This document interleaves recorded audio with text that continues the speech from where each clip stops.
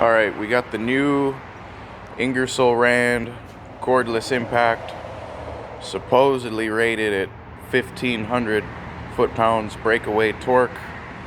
We have an 02 Honda Accord. We're doing a timing belt, the infamous crank pulley. We're gonna see if it can do it. Here we go.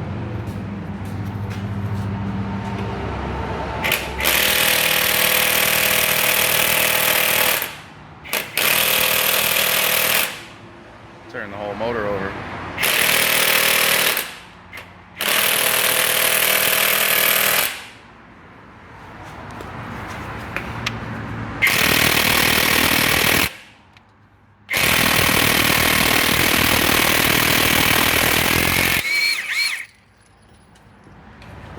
Alright, well, it took some work, but it's better than putting a breaker bar on it and trying to turn the motor over and doing that whole mess.